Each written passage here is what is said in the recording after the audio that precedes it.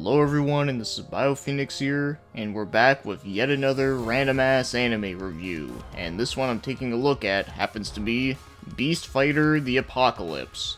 So this is a 13 episode anime series that was based after a manga from Ken Ishikawa. In case you don't know who he is, he was the same guy that did Getter Robo. And given how over the top Getter Robo actually is, well, you can expect that, yeah, this one's pretty over the top as shit as well. But of course, he didn't make this anime, he just made the manga for it. But as for the one who is directing it, that happened to be Kenshi Miyajima. Yeah, he did stuff like Demon Lord Dante, which I've never seen, but I always used to see the DVDs like all the frickin' time. But as for the genre for this one, it happens to be an action supernatural. And if I can quickly compare it to anything, it's kinda like a mixture between Devilman meets Altered Beast. So just after that, I can definitely say this does sound pretty fucking cool, and it kinda got me hyped. Well now, let's get right to it. So the story begins that there is a city that has been destroyed, and there is a scientist named Genzo Kurama, and he wants to resurrect God. But the only way to do that is that he needs a certain type of blood, and this blood is so rare that only like 2 people have it. And those 2 people are our main characters, and they happen to be Shinichi and Ayaka. So Shinichi is the lead character, who happens to have some batshit crazy ass powers. Like, no joke, this guy can literally, like, turn, like, his arms into, like, different, like, animal parts. Like, for example, like, he can, like, put out his fist, and then, like, his fist will transform into, like, a lion's head, and will start, like, biting people. And what's even crazier is that he can actually shoot lions and bears at people. Yeah, like, imagine that. Someone who can shoot lions and bears, like, right in front of you. Like, that's some crazy-ass shit. And also, he can shoot a bird, too. Yeah, just, you know, a frickin' bird. Well, he mostly uses the bird power just to gain its wings so he can fly. And of course, whenever he flies, of course I just can't help but think of Devilman. So like I said, it's over the top as shit, and I love it. But as for the other main character, Ayaka, since she has the same blood as him, whenever her heart starts pumping, whenever there's like danger happening, he can actually sense that. And of course, as you know, he can like come in through the rescue and kill a bunch of people. And she does need the extra protection because, you know, he doesn't want her blood to get to the wrong hands of being with that Gozo bastard. And there is many monsters that do try to step in the way, and these were monsters that were once human, but then were transformed into them, kinda like the main character. Because he was transformed into a monster and gained these crazy powers from his father, who happens to be the mad scientist who wants his blood. So pretty much, he's just doing whatever he can to survive and to get back at his father. And that's pretty much the gist of the story with this one. It's a pretty simple plot, you know, a revenge type story. But only that it's a revenge type story where a guy can literally shoot like random ass animals out of his body. And yeah, I'll come back to talking about a couple other things later, but for now, let's get moving on and start talking about the animation. And, oh man, I gotta be honest, the animation in this one is pretty fucking awful. But before we get into, like, the shitty stuff about it, though, I do want to mention a couple, like, decent good things about it. So, I do like some of the character designs in this one. Like, Shinichi, I think, looks really cool with his, like, giant trench coat and, like, his, like, wrapping around his head. I don't know, I just think that's just a pretty cool look for him. And, of course, you know, like, whenever he does his, like, superpowers and shit, I just think that looks really badass and whatnot. And there's a couple enemy designs that do look pretty cool, although some of them do look hopelessly generic, but there's a couple standout ones that I can say were pretty decent. And the art style is alright. I do like certain aspects to it for that. It does remind me of like one of the later like Devilman series, although not nearly as good as that, but it does kind of give me that vibe a little bit. And unfortunately, that's all the nice things I can say about this aspect, so now, yes. Okay, so like I just said about the art style, that I can kind of like it. Unfortunately, there are many shots where like I do feel that like it loses a lot of detail and it just doesn't look nearly as good as certain other shots, so there's a little bit of an inconsistency issue there. But the worst aspect to it is the animation flow. During the past couple years, this might be one of the worst animation flows I've seen in quite a long time. So the movement on like many characters looks so like choppy, so janky, it just looks like a hot mess. And there's also many shots where they just use just a still image, and it's so cheap. And the worst thing about it is that at the beginning of every episode, they had to repeat that whole, like, beginning part of the town getting destroyed. And all it is that they just show a still image of this, like, some fire, some skulls, and some, like, buildings getting destroyed. But you don't see any of it getting destroyed. Like I said, it's just a still image, and they had to repeat that every fucking time. It's like, were they really that impressed by this?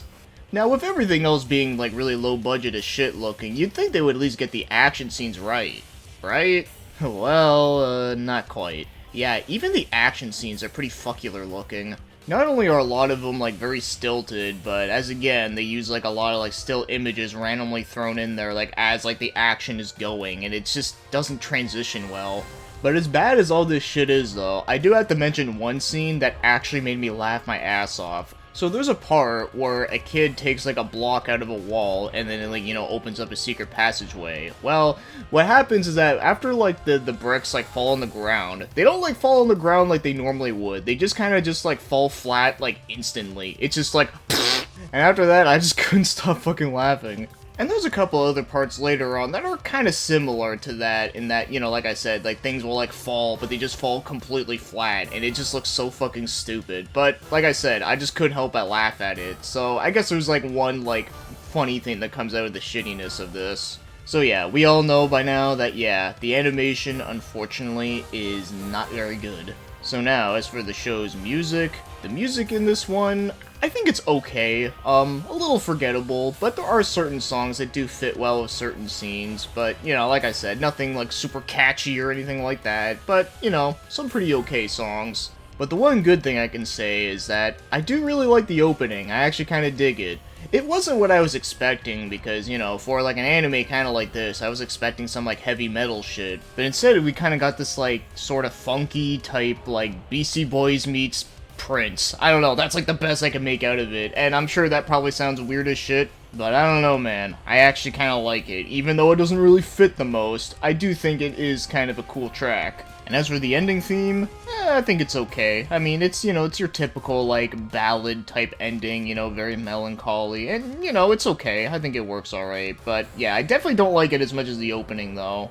And now, as for the show's voice acting, well, as again, this is another anime that doesn't have an English dub, so therefore I can't, like, you know, commentate on it much. But the one interesting thing I did find out about was that this anime does have both a Spanish dub and a Portuguese dub, so that's kinda interesting how like a random ass anime like this got one of those.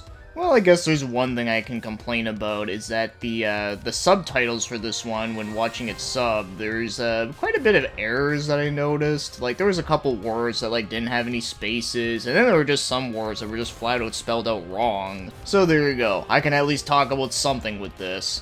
So now, as my overall thoughts on Beast Fighter the Apocalypse is that, so, this is an anime that had potential to be really fucking kick-ass and awesome, and I should love it, but sadly, I don't. And it really pains me to say that, because this anime has, like, just about everything that I would want to have in an anime, you know? A badass main character, who does have some pretty interesting dialogue, I will say, at least the dialogue that was actually spelled correctly. And he has some powers that are definitely creative, to say the least. And the story is basic enough to be mindless fun, but unfortunately, the animation is really what ruined it for me. Now, here's the thing. Normally, I don't get, like, all uppity about, like, the animation being, like, you know, super amazing and shit, because, you know, not everything has to be super amazing. And there's been many shows that I've seen that I have really enjoyed, but don't have, like, the best animation in the world, but this animation was so bad that it literally took me out of it. Because here's the thing you gotta remember, this is a show all about action, and if your action scenes look like complete shit, then it really makes it, like, not nearly as fun as what it could have been.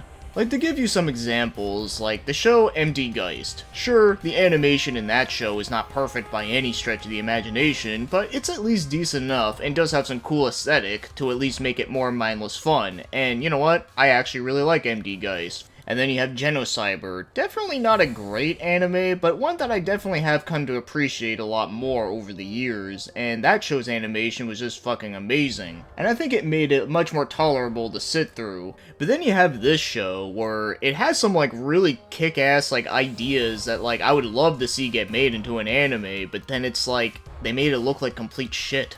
So with all the action shit out of the way, what else does this show have left? Well, the plot is okay. I mean, it's like serviceable, but it's nothing super great. The characters that are not the main character are just kinda alright. In fact, there's actually one important character that I didn't even talk about, and his name happens to be Tamazoro. And he's the one that kinda leads, like, the two other characters into, like, going to different places. And yeah, he's just kind of annoying, and for the most part, he's just kinda useless. And I kind of already talked about the other things, so yeah, the show doesn't really have a lot going on for it. Other than that, it just has a really cool-ass idea, but unfortunately, everything else is just either disappointing and lackluster, or just mediocre.